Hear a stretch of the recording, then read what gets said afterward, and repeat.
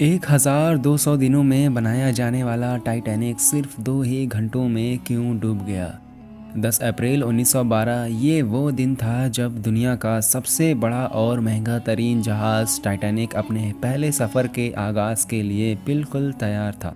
उस दिन Atlantic ocean बेहद पुरसुकून था और समुद्री तूफान आने का दूर दूर तक कोई चांस नहीं था। जहाज में 1500 पैसेंजर सवार भी हो चुके थे और लाखों लोग टॉप पर टाइटैनिक के पहले सफ़र का आगाज़ देखने के लिए खड़े थे। ना ही पैसेंजर्स को और ना ही अलविदा करने वाले लाखों लोगों को और ना ही टाइटैनिक के अमले वालों को ये मालूम था कि जो जहाज़ कुछ ही देर में रवाना होने वाला है उसको बनाते वक्त 6 ऐसी गलतियां की गई हैं जो इस वक्त जहाज़ को बदतरीन हादसे का शिकार बनाने वाली है।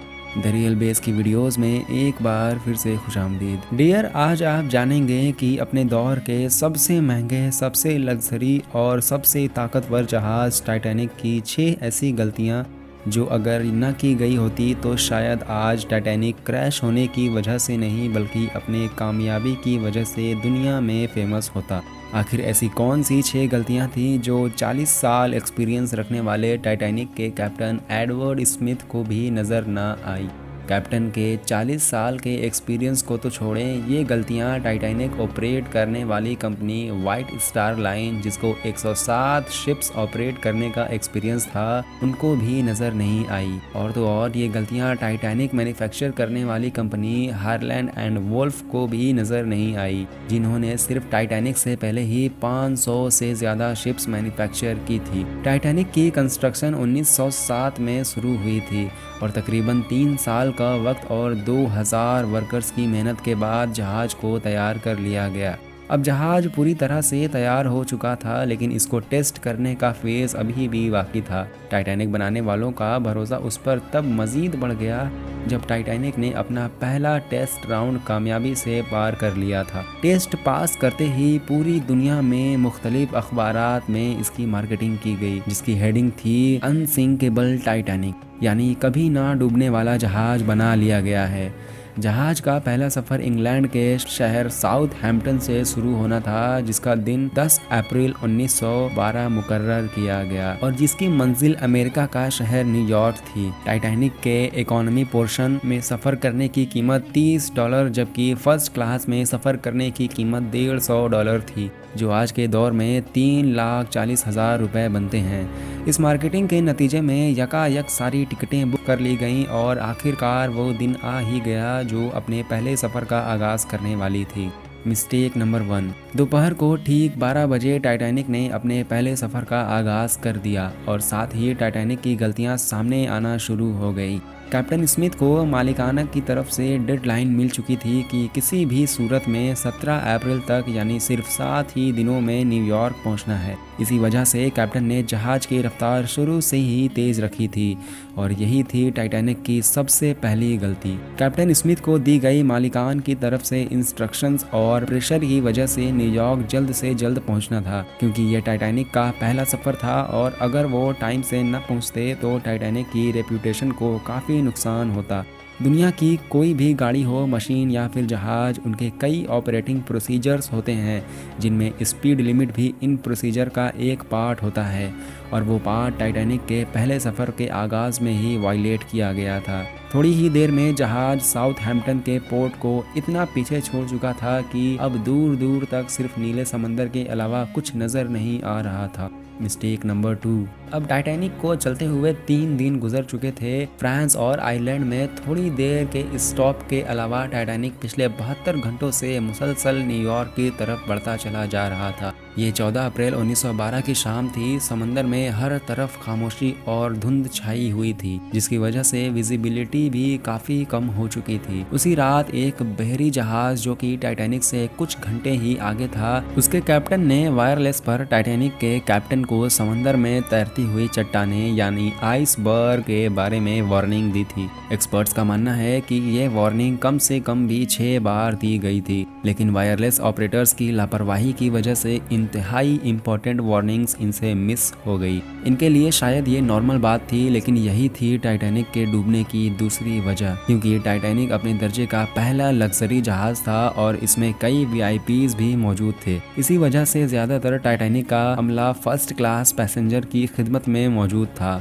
अगर इन वार्निंग्स को सीरियस लिया जाता तो आगे का पूरा सीन ही अलग होता। मिस्टेक नंबर 3, जहाज की स्पीड भी ज़्यादा थी और उनसे एक बहुत इंपॉर्टेंट वार्निंग भी मिस हो चुकी थी। टाइटैनिक अब तेज़ी से इंतहाई बेखौफ अंदाज में आइसबर्ग्स की रेंज में बढ़ता चला जा रहा था, लेकिन अभी भी टाइटैनिक को हादसे से बचाया जा सकता था, क्योंकि जहाज के पहरेदार अलर्ट थे, जो कि किसी भी आइसबर्ग की इत्तला दूर से देखने पर ही कैप्टन को देने के लिए रेडी थे। लेकिन दूर से देखने के लिए इनके पास एक चीज़ मौजूद ही नहीं थी, और वो चीज़ थी दूरबीन। पहरेदार अलर्ट तो थे, लेकिन वो आइसबर्ग को दूर से दूरबीन न होने की वजह से देख ना सके, और यही थी टाइटैनिक की तीसरी गलती। आइसबर्ग की खबर कैप्टन स्मिथ को उस वक्त हुई जब जहाज के पहरेदारों ने खबर दी कि जहाज के बिल्कुल सामने एक फुटबॉल फील्ड की साइज जितना बड़ा आइसबर्ग मौजूद है। लेकिन अब बहुत देर हो चुकी थी, क्योंकि आइसबर्ग इंतहाई करीब आ चुका था। मिस्टेक नंबर 4,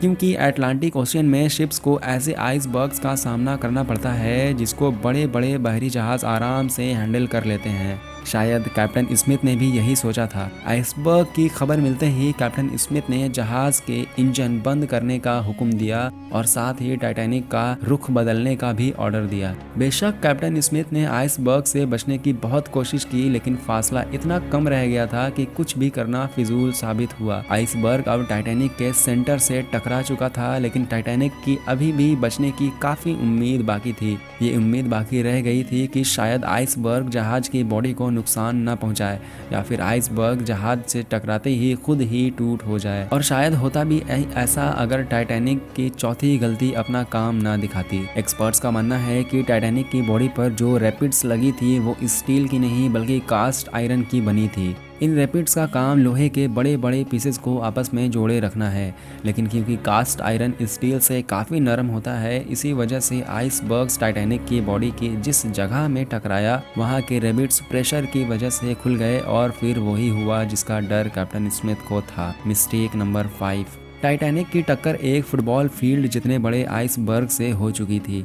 अब जहाज के निचले हिस्से में पानी भरना शुरू हो चुका था। इस खतरनाक इंसिडेंट ने पूरे अमले के पैसेंजर्स को अलर्ट कर दिया था, और साथ ही जहाज में मौजूद टाइटैनिक के मालिक जोसेफ ब्रूस को भी। बेशक टाइटैनिक में पानी भरना शुरू हो गया था, लेकिन अब भी टाइटैनिक के बचने की उम्मीद बाकी थी, क्योंकि टाइटैनिक को ऐसे डिजाइन किया गया था कि अगर इसके 3 फ्लोर्स में पानी भर भी जाए तो भी ये नहीं डूब सकता। लेकिन बदकिस्मती थी जहाज की कि 3 फ्लोर को क्रॉस करके पानी अब 4थे फ्लोर तक जा पहुंचा था। अब मामला हाथ से निकल चुका था। टाइटैनिक आहिस्ता आहिस्ता ओशियन में डूबता जा रहा था। अब जहाज की फिक्र किए बगैर इसमें मौजूद पैसेंजर्स की जान बचाने का वक्त आ चुका था। कैप्टन स्मिथ ने रेडियो पर इमरजेंसी अलर्ट जारी कर दिए। जब तक कोई मदद करने आता तब तक पैसेंजर्स को लाइफ बोट पर शिफ्ट करने का प्लान किया गया। लेकिन इस मौके पर 5वीं गलती ने अपना काम दिखा दिया।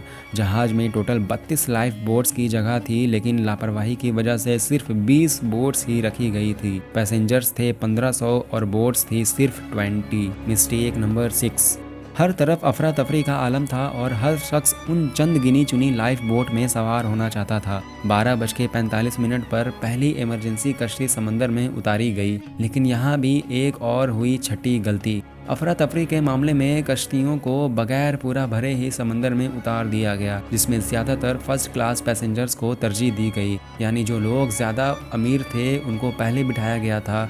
कश्तियों में अगर ज़्यादा पैसेंजर्स बिठाया जाता तो इंसानी जानें कम ज़ाया होती। अब जहाज तेज़ी से समंदर में डूबता जा रहा था। 2:18 पर शॉर्ट सर्किट की वजह से टाइटैनिक की सारी रोशनियाँ बुझ गई थी और अगले ही लम्हे में जहाज 2 हिस्सों में टूटकर तकसीम हो गया था। यूं टाइटैनिक को समंदर के अंदर मुकम्मल तौर पर डूबने के लिए 2 घंटे 40 मिनट लगे और इसी तरह 1500 लोग अटलांटिक ओशियन के ठंडे पानी में डूबकर मर गए। आपको एक और बात भी बताते चलें कि उस वक्त पानी का टेम्परेचर -2 डिग्री सेल्सियस था।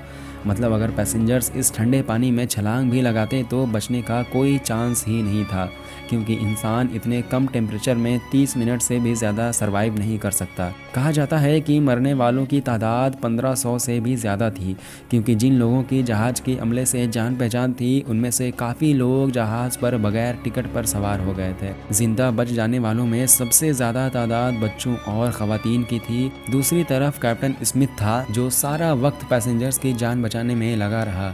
वो आखिरी आदमी था जिसने डूबते जहाज़ से छलांग लगाई थी। उम्मीद है द रियल बेस की ये वीडियो भी आपको काफ़ी पसंद आई होगी, और अगर वीडियो पसंद आई तो इसे एक प्यारा सा लाइक कर दें, और ऐसी ही वीडियोस देखने के लिए हमारे चैनल को सब्सक्राइब भी कर सकते हैं। मिलते हैं नेक्स्ट वीडियो में किसी नेक्स्ट टॉपिक पर, तब तक के लिए अपना ख्याल रखिए। खुदा हाफिज़।